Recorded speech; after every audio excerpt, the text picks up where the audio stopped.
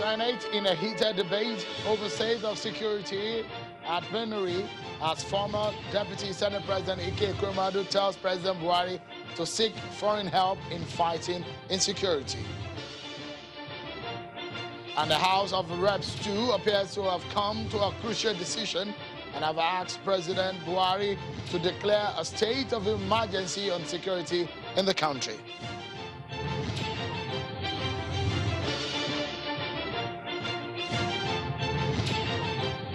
Hello everyone and welcome to Politics Today, live on Channels Television. I'm Sean Kimbaloye. Tonight our attention is on national security and at some point we also discuss some politics. But before we get started, let's tell you that bandits who abducted 39 students of Federal College of Forestry Mechanization in Afaka in Igabi local government area of Kaduna State have released another video of the students, including a pregnant female student. The students were abducted from their hostels on the 11th of March 2021 after the bandits attacked the college located very close to the Nigerian Defense Academy. In the 4-minute video, apparently shot at night in an unknown location, a bandit who spoke in both Hausa and later Fulani languages asked some of the students to come forward and speak to the camera. Before we get started tonight, on some of the issues that Nigeria is confronted with, and perhaps on the issue of Kaduna abduction, the national security, and the way forward, let's check out some of your political roundup stories.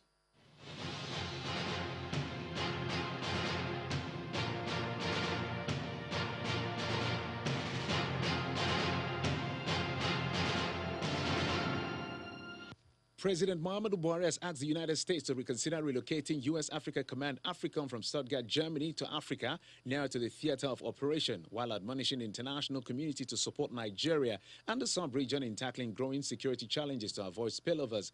President Buhari made these requests at a virtual meeting with U.S. Secretary of State, Mr. Anthony Blinken. The Yobe State Governor Mai Malabuni has condemned in totality the attack on Gaidam community by suspected Boko Haram insurgents, where thousands of people were displaced while property worth millions of naira destroyed. Governor Buni disclosed this at a special security meeting with government officials, traditional rulers, and security personnel at Government House in Damaturu, the state capital.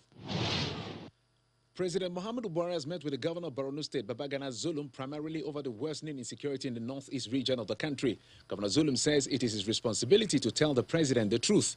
The Borno State governor disclosed this as part of reasons behind his visit to the president at his residence on Monday night. A coalition of civil society organizations are asking lawmakers to expedite action on the Electoral Act. They staged a protest to the National Assembly. The protesters said they want lawmakers to quickly present the Electoral Act Amendment Bill for a third and final reading in both chambers and ensure it is passed to the president for his assent. The Kaduna State House of Assembly has suspended 4 of its members for violating various rules of the House.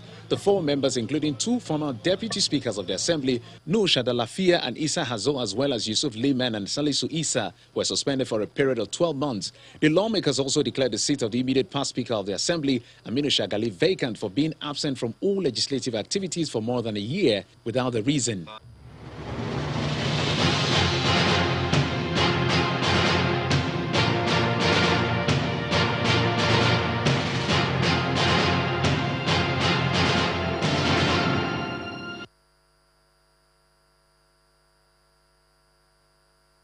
Let's get to it now, everyone. A former Deputy Senate President Ike Ekwuemadu says that any government that fails to protect its citizens has lost its legitimacy. His remarks is in response to a motion by Senator Sani Musa on the activities of bandits and Boko Haram terrorists in Shiroro and Rafi local government areas of Niger State. Senator Ekwuemadu says the federal government should not be ashamed to seek foreign support.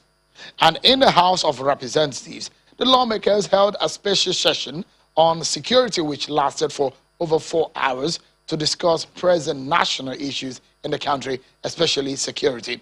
After that meeting, the Speaker of the House, Femi Gbajabiamila, read out the resolutions reached to include that the President should declare a state of emergency on the security sector, that the military should carry out an audit on the arms and ammunition in its arsenal. It has been months of continued security worries across the states of the Federation, not limited to a region, as it was in the past few years. Virtually all regions of the country are now affected with one kind of attack or the other. In the last 24 hours, it has been a series of attacks in at least 4 states. Take a look now at what we have seen in the last 24 hours. This is a picture, a representation of the situation in the last 4 hours, 24 hours that is, since yesterday. In Anambra to Imo State to Ebonyi to the north central of Benue and in Borno State. I'll break it down so you can have a sense of what has happened in some of these states. In Borno State, Boko Haram attack a military base. 1 officer we can confirm to you from what the military is telling us, and 6 soldiers have been killed. Let's move on to Ebonyi State, where gunmen set ablaze a federal high court. This is another situation where judiciary and security institutions have been attacked in the southeast region. In Benue State, armed herdsmen, according to those who are in the IDP camp, invaded Abagana IDP camp, killing 7 persons and injuring about 15 people. Not that alone. At the University of Agriculture in Makurdi, 3 students, at least 3 of them, are said to have been abducted. To Imo State, gunmen attacked police station yet again, this time in Heima Mbano, Okigwe South Local Government area of the state.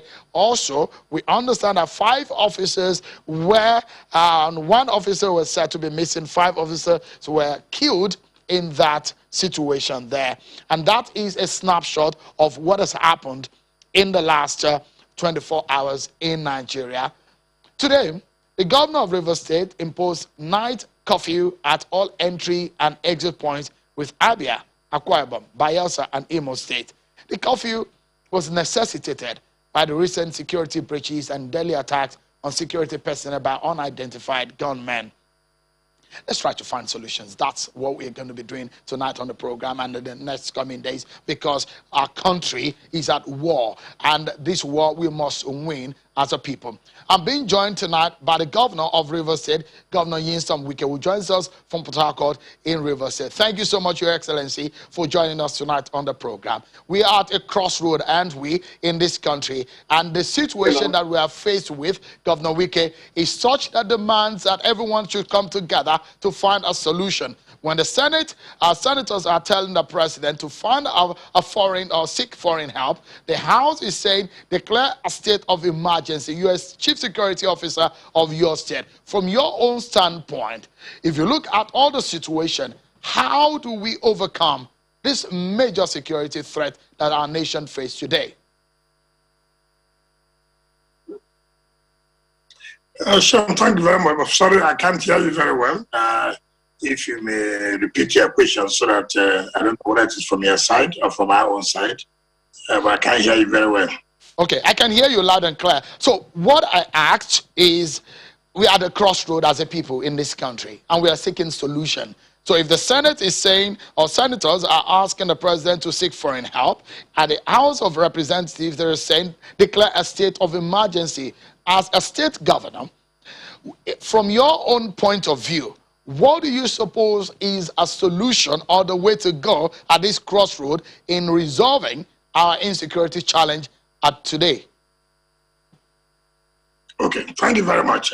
First of all, before you talk about solution, the government in place today should be able to know that whether are we doing what we're supposed to do.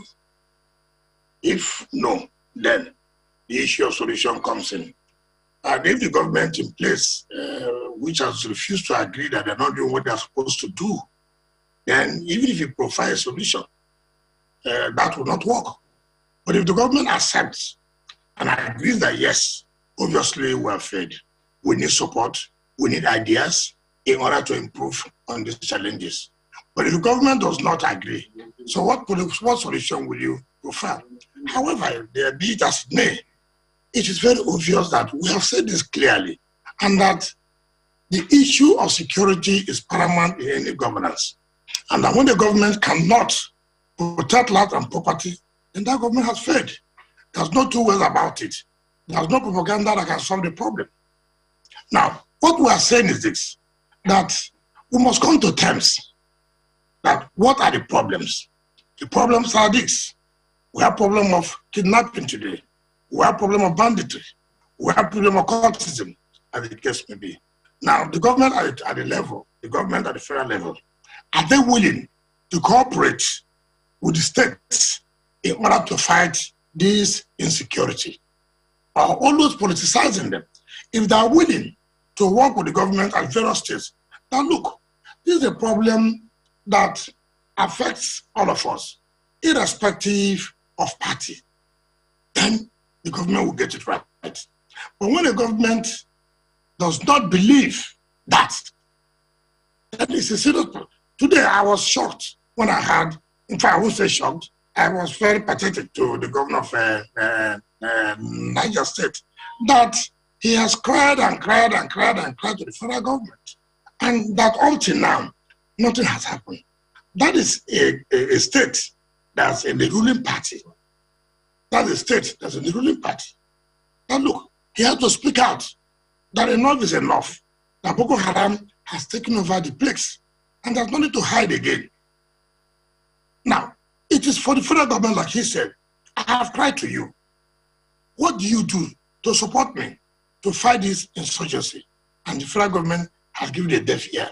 And so he has no choice but to cry out, right? So if a state government or a state governor who knows what it takes in his state comes out to a government, look, this is the problem we have. Can we do this? Can we do that? And the federal government is not listening to him. What solution do you think the man can provide that will work in order to solve these problems? So I think that the federal government, for me, has believed that they are not interested in the life and property of Nigerians. Forget about propaganda. Forget about propaganda. There's no day you wake up, you will hear 20 people have been killed in social state. The next day you wake up, you will hear 30 people have been kidnapped. The next day you wake up, you will hear 10 soldiers have been killed. Every day, every day, every day, every day. And governors will meet them, look at the problems we have. Or they will tell you, look, we are on top of the situation. We will do whatever we can do. Don't bother go back. And at the end of the day, nothing has been done. If I say, for example, the River State, now you have heard that I've imposed coffee. How did I impose coffee? On the exit and entry point of River State. I have taken a proactive decision that, look, the people who attack the soldiers, I mean, the custom men and police and the Air Force, where did they come in from? They came in from Owerri. What time? At the early hours of the morning, like 1 a.m. Now, what about those who came in to attack the soldiers in Abu Odua? So, we made the Security Council and said, look, let's take a proactive action. What is proactive action? When did they normally attack? They attack from social time to social time. So why not place a curfew? If you are from Abia, by 8 p.m., you cannot enter River State. And by 8 p.m., you cannot leave River State to Abia. The same thing applies in Akwa Ibom.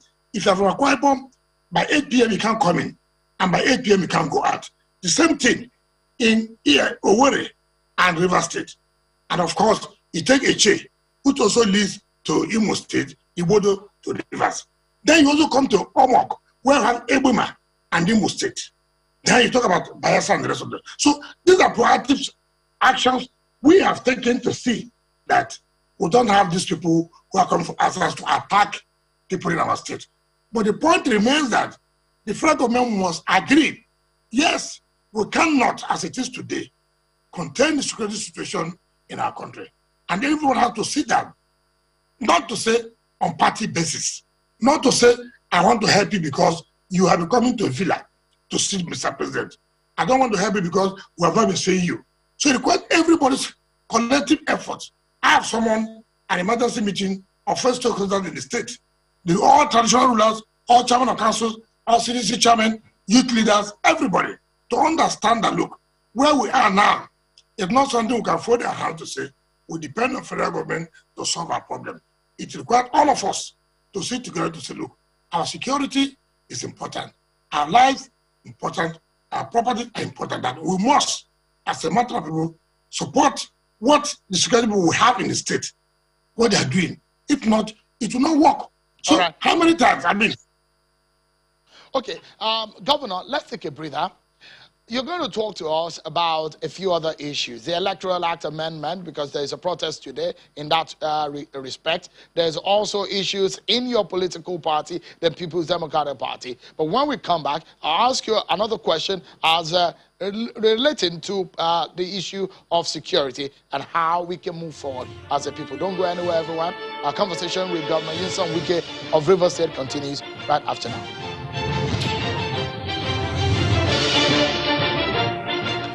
Thank you, everyone. Let's get back to the conversation with Governor Nyesom Wike, Governor of Rivers State. Thank you, Your Excellency, for your time tonight. One more question on this issue of security before we move over to some other issues. When they say declare a state of emergency, I mean, you understand what that means, and so do most of our viewers tonight. But how that will work is another issue. Another matter is what Senator Ekwuemadu has asked the president to do. And we also we have heard also from the former Senate President Bukola Saraki saying, do not be shy to seek foreign help. Professor Wole Soyinka has said the same thing, seek help. In what form do you hope that this help will be? Is it in form of mercenaries, or can we trust any other nation like America, like China to help us, or Russia to help us out in this situation that we are in? Well, Benga, thank you very much. Like those names you mentioned, it is very clear. You see, when you are incapacitated, when you have problems, there's nothing wrong in you asking people who have the capacity, who have what it takes to solve such problems. You don't need to shy away because maybe Nigeria is an independent country, it's a sovereign country, and therefore, as the president of the country, I don't need to go and seek help from people outside to come and solve my security problems. No, that's not the correct thing. You see, there are countries who have had these issues before. There are countries who have been involved in this kind of problems before, and they have solved the problems. Now, if for example, you go to other countries that have the capacity to help you to solve this problem, does not need, ego shouldn't come in. All you should take, for example, whether it is America, whether it is China, whether it is Russia, whether it is Britain, it doesn't matter the country. But that this country has capacity in terms of technology, in terms of manpower, to see that you come up from this problem. There's nothing wrong in seeking for assistance.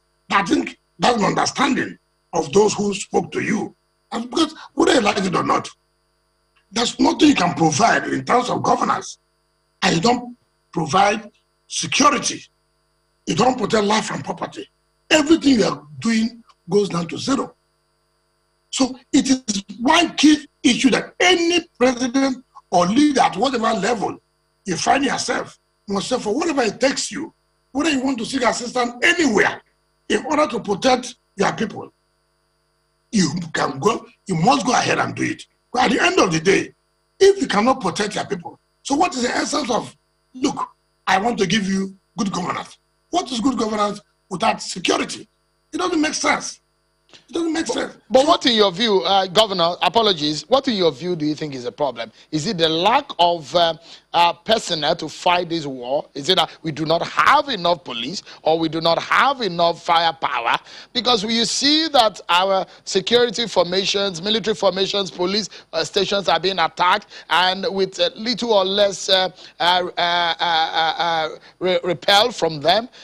What in your own view do you think is at the heart of our problem? So many factors are involved. If you listen from the security agency, they'll tell you they lack the equipment. They lack what it takes to fight terrorists or these insurgents. They tell you that. Now look, we don't have the equipment. What do you want us to do? So that's a factor. Two, the morale of these security agencies are down. Take, for example, what happened in Rivers State at the checkpoints when they are coming from Owerri. We had about 3-4 checkpoints. At the first checkpoint, when they killed the custom officers, the second, third checkpoints were aware. But you know what they did? They ran away. They were afraid. They cannot. If I die now, what happens? And what happens? The government will not take care of my family. So that is also another factor. Another factor, as far as I'm concerned, is that the president of North Country has not shown enough strength to say, look, I am willing to fight these insurgents. I'm willing to fight this insecurity problem in this country. As a leader, when people see that you are willing to do something, I can tell you, you will see that people will come out and give in their best. But when they see that the leadership is neither here nor there, you don't even know where the leadership stands, then they are afraid.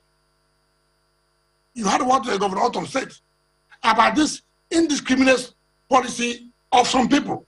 These people will commit crime, nothing will happen. These people will commit crime, then you see them attacking them. Whether you like it or not, it affects the fight against insurgency and terrorism.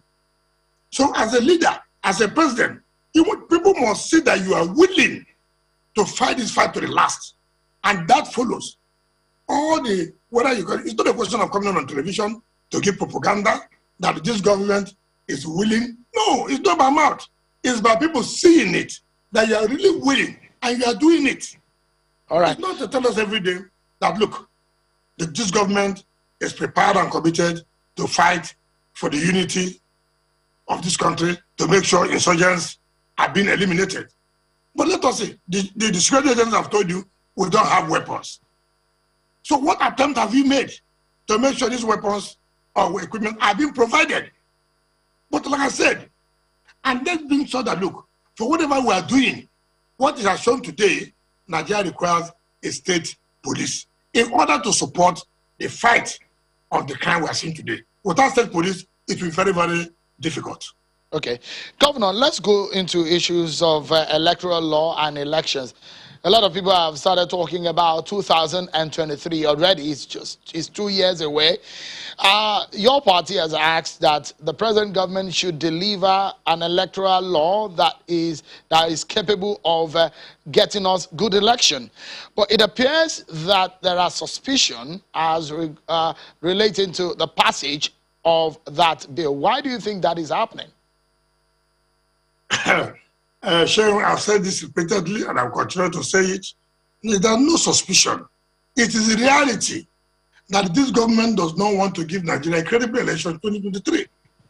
Why would they want to give Nigeria a credible election in 2023? Because they know very, very clearly that with the way things stand today, Nigerians have lost confidence in this government. And know that no reasonable Nigerian will say, I would want this APC government to come back in 2023. And therefore, what do we do to make sure there's no credible election, there's no fair election, is to make sure that we do not allow this amendment of the Electoral Act that ought to give us a credible and fair, free election in 2023 to take place, so that they'll be able to manipulate the 2023 election. It's very clear. In fact, I'm surprised that Mr. President will not even champion it to say, look, I promise Nigerians that one thing I must leave enough, even for anything, I must give Nigerians free, fair, and credible election. And how do you give free, fair, credible election? Is by making sure that, look at the lapses of the previous elections, and then make input to say, look, from what we have had during my own time, see what we have identified are the problems and the suggestions being made by people. And based on that, I must move forward to say, look, National Assembly, we must bequeath a legacy that Nigerians will be happy that during our time, if for anything, that we have had a free and fair, credible elections that not only Nigerians, but the world will say, yes, this is what we expected. But he's not taking it up. Okay. And so then you see that Assembly, one thing here today, they say one thing there tomorrow. All these things are strategies of the ruling party to deny Nigerians in 2023 of having a free, fair, and credible election. There's no two ways about it. Don't say you are suspected. That's what they want to do. Governor, let's anchor at this point, and just about 30 seconds or thereabout, if you can tell us what is happening in your party. There seems to be some trouble brewing, and your party is in some crisis. There is a member of your party who has alleged and gone to the ICPC and EFCC to petition the party on the state of its finance and the expenditure made in the last election cycle. The second's leadership had come out to say that is not true. Your party seems to be in some quagmire as relating to what is spent and how it spent it. That's not a problem with due respect. We like to blow things over proportion. You know, that's not correct. If somebody, and you ask yourself, with due respect, I have not seen the petition, but I have heard that somebody went to EFCC and ICPC to drop a petition against the national chairman or whoever. That is his own business, but what is the level of the person at the party? As far as I'm concerned, I have my own way of doing things. If you are really a committee party member, and then you believe that you owe everything to the party, and there's a problem you feel that's the party, that's the way you bring it to the party. I have severally spoke against decisions or activities of the National Working Committee. That does not mean I should go a step further than to go to EFCC to say, look, money is being taken or this or that. So the person, I don't know whether the person is in a position to say this money have not been approved or this money have been spent without any approval. So it will be difficult for any person to lay that claim. But as far as I'm concerned, as the true and committed party member, I don't think that is the best way to go. But that again does not mean that the party is in crisis simply because somebody was a prisoner for that the party is in crisis. It's not true. I mean, even in government, even in my own government, sometimes people in my government say, look, this is good, this is what is happening. Does that mean that the crisis in my government? No, it does not mean so. You see, we members of the press, we always, by the time you see one thing, that if you even read, have you read the petition? How what is the petition? What are the documents to prove that petition? It's not because somebody says this, and therefore you begin to say there's a crisis in the party. Look at the number of the membership of the party. If we have up to 3, 4, 5, 6, 7 million members of the party, and then one member writes a petition, does that mean that the party is in crisis? Certainly not. If the person maybe believes that, oh, this is what he thinks, even though I don't believe in that process, does not mean that the party is in crisis. So if you are 6 million members in a party, and then somebody writes a petition, that makes the party to be in crisis. I don't agree to that. I don't. I don't support that process, but that doesn't mean that the party is in crisis. Well, of course, we can see what the Reconciliation Committee headed by Senator Bukola Saraki is also doing. It does look like the party is not in the right shape it wanted to be. But of course, we must thank you, Governor Nyesom Wike, Governor of Rivers State, for your time tonight and the thought that you have shared. I don't know, Shagun. No, Shagun. The mere fact you have the Reconciliation Committee does not mean the party is not in good shape. There could be a problem in one state, and then the party, as an opposition party, need to set up a committee to resolve that crisis. But that does not mean in total that the party generally is in crisis. That's not correct. Thank you so much, Governor, for your time tonight. Thank you so much, everyone, for watching. I'm Sean Kimale. Bye-bye.